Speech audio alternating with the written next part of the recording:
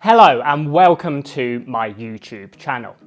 So over the past few months, I've been posting various shorts on YouTube on lots of different golf fitness topics. So if you haven't checked them out, go and do so. But now we're going to be moving into some longer form content as well. And we're going to kick things off with 5 of my go-to mobility moves for golf.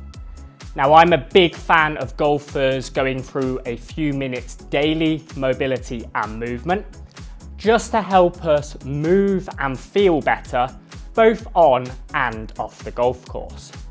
So before we dive into my top 5 mobility moves, make sure you hit that like and subscribe button and really help the channel out. Right, let's get stuck in.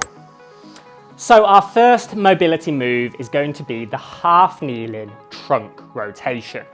Now I love this move, it's one that I use all the time with golfers. It's a great way to help open up our trunk in rotation, get some movement into the rib cage, get some motion through the shoulders. We're also going to free up our hips and our quads a little bit.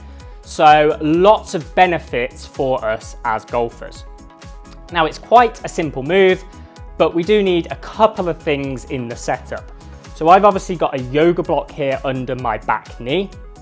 Now, if you're doing this at home, something like a cushion or a pillow would do much the same thing, just for a little bit of comfort. I've also got a foam roller here that I'm going to place against the wall and against the inside of my front knee, just for a little bit of feedback. Now, anything that you have at home can do the same job here. Something like a football would work very similar. So I'm going to get myself in the setup position. So my rear knee is on the yoga block. My front foot is flat, and I've created a 90-90 setup here. So ankle, knee, hip on the front leg, ankle, knee, hip on the back leg, 2 90-degree angles. What I want to think here is I want to get nice and tall and nice and stacked. So I'm going to tuck my pelvis under slightly. So if you imagine you had a belt buckle on, you'd tuck it under so that it would be facing more up and not pressed down towards the floor. What this will do is it will create that nice tall position between my rear knee, hips and shoulders. And I should get a little bit of a stretch through the front side of this back leg. I'm then going to place my roller, or if you're doing it at home and using something like a football, on the wall and on the inside of this front knee. And I'm going to gently press into that. So I'm not really trying to drive it into the wall, I'm more just using it for a little bit of feedback. From here, I'm going to have both arms straight out in front of me. And I'm going to keep the arm that's nearest the wall in position and ever so slightly move it forward as I go. And then as I perform the move, I'm going to take this arm that's furthest away from the wall and really open up away from the wall. Once I reach my maximum range of motion, I'm going to hold for a couple of seconds and then return to the start. So I'll work through a few more repetitions just so that you can see. So I'm really opening up through the chest, trying to get this trail shoulder towards the wall, holding for a couple of seconds and then returning. Now, as I go, what I don't want to do is I don't want to just move the arm. So we're looking, remember, for trunk rotation. So imagine kind of a laser pointing out of the middle of your chest, and you're really going to try and open that away from the wall as far as you can. Exhale once you get close towards that end range. See if you can get a little bit further. Hold for a second or two, so really own the position, and then come back. So we'll do one more. So opening up, as you can see here, this arm that's on the wall is just slightly reaching forward, and I'm trying to create as long a wingspan between fingertips as I can. Hold for a couple of seconds and then return. So we do 5 to 10 repetitions on one side and then turn around and do 5 to 10 repetitions on the other side. And that's our half kneeling trunk rotation. So mobility move number 2 is going to be our elevated reach throughs. Now these are great as a way to not only improve our trunk rotation, but also to get a really big stretch through our shoulder as well. So to perform the motion, we just need a slightly elevated surface. So here, obviously I've got a gym bench, but if you're doing this movement at home, then a sofa or a coffee table or a bed will work just the same.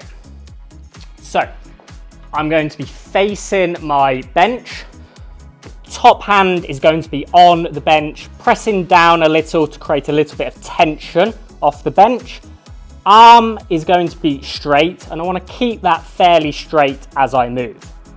My knees are under my hips here. And again, if you want to use something like a pillow or a cushion under the knees just for a little bit of comfort, absolutely fine.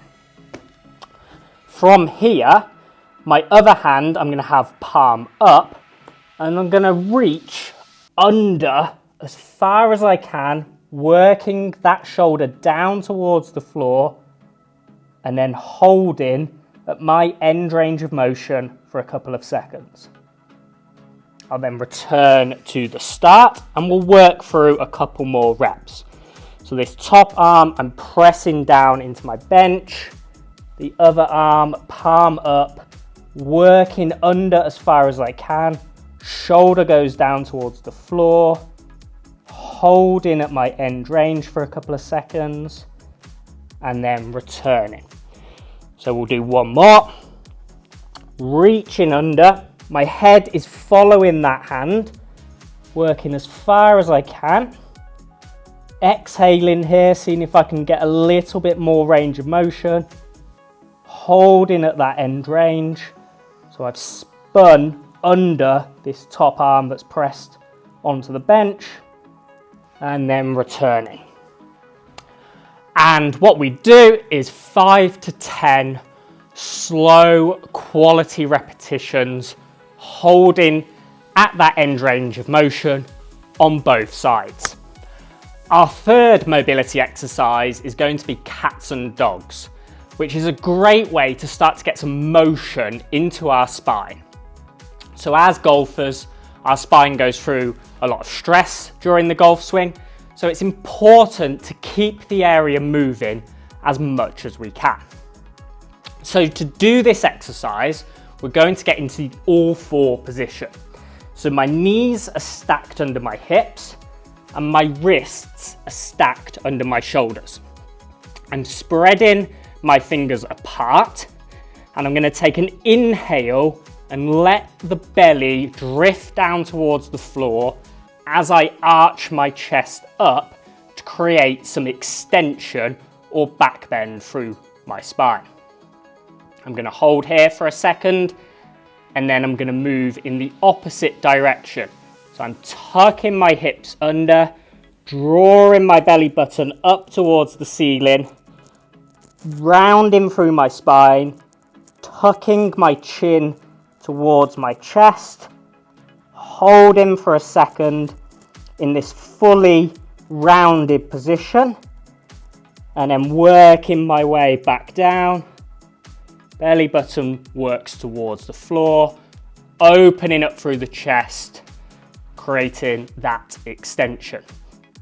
So I'll continue to flow here, really trying to feel the movement through my spine, holding for a second or two at end range each time, and creating some nice motion through my spine in flexion and extension. Now, when you first start this, don't be surprised if you find the coordination of the movement quite hard. You might start to see your arms bending. It's quite a difficult motion to start with for many people because we're quite disconnected from our spine, but stick with it and you should start to see that you increase not only the range, but the connection to the area as well. And I'd usually work through 5 to 10 slow controlled repetitions in each direction. So mobility move number 4 is going to be our doorknob squat. And this is a great way for us to really start to get into those hips and open them up. The benefit of this as well is that the squat pattern is one that we really like to load with golfers. It has high correlations over to club head speed potential, and loading the squat pattern is a great way to develop lower body strength and force production, as well as improving our mobility. So we can use this exercise to really help open up our hips, but also to help us to develop our form and technique for squats. So I'm going to be using the squat rack for something to hold on to and run my hands down. But as the name implies, a doorknob works great and you can use that at home. So I'm going to face the squat rack and I'm going to assume my squat stance. Now what we're looking for here is a comfortable stance. The feet are normally around hip width or just outside hip width, with the toes turned out a little, but wherever feels good for you. I'm going to have my arms straight, fingertips resting either side of the pole here, and I'm going to keep my feet flat to the floor, and I'm slowly going to lower my hands down and work my hips down towards the floor into my squat position. Now I'm using this pole here for a little bit of support, but I'm not completely reliant on it. You really want to feel like your hips are doing a lot of the work here. I'm staying nice and tall through my trunk, and when I'm in this bottom position, I can start to move around. So I can start to drift into my left, into my right, I can work into my toes. I can just shift around here in the bottom part of my squat, so my deep squat position, and I can just start to open up my hips, creating whatever movement feels good, and then slowly walking my hands back up and returning to the start. So we'll do one more rep. So hands either side, slowly walking them down into your deep squat position, nice and tall through the trunk. And then we're just going to spend a little bit of time here. So moving around, exploring those hips at the bottom, working side to side, just spending a little bit of time on any areas that feel particularly tight, trying to stay nice and tall through the trunk, not rely too much on the pole or the door handle, and then slowly working your way back up. So there's our doorknob squat, a great way to really help open up the hips, as well as improve your squat mechanics. So usually 2 or 3 repetitions of that move and spending a good 10, 15, 20 seconds at the bottom each time, exploring those hips. So mobility move number 5 is going to be lizard pose. Now this is a great way to really start to open up our hips, but also we can introduce some trunk rotation on top. So again, lots of useful benefits for us as golfers. So to do the movement, we're going to come into the half kneeling position, and we're going to put this front foot out to the side a little bit. Now from here, I'm going to work into this front foot, and I'm trying to get my hips to go as low towards the floor as they can. So you should start to get a little bit of a stretch in this rear quad, rear hip. If you need to use a yoga block or a cushion under the rear knee just for a little bit of comfort, that's absolutely fine. From here, I'm going to place my fingertips on the floor, trying to stay nice and tall through my trunk. And in this position here, I can just start to ease open through this front hip. So I can use this arm here to just gently open this hip up. So I'm working the knee out. I can move around here, just find some spots that feel a little bit tighter. I'm still trying to get this rear hip down towards the floor at the same time. And I'm just spending some time here, getting a nice stretch through this back hip and really opening up into this front hip. Again, I can use a little bit of my body weight to help here. And I'm just trying to stay nice and tall through my trunk. Now, once I've been here for a little bit of time, I can also start to increase some rotational work through the trunk at the same time.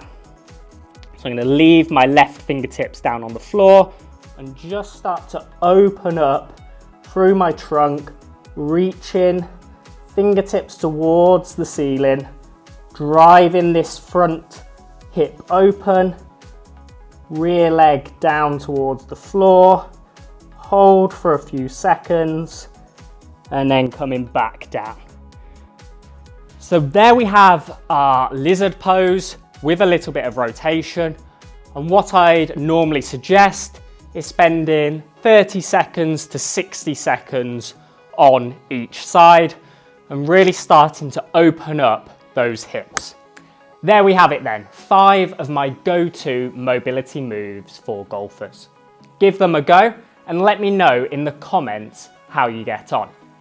Also, if there's any topics that you'd like me to cover in future videos, drop them below as well, and make sure you hit that subscribe button so that you don't miss out on any future content.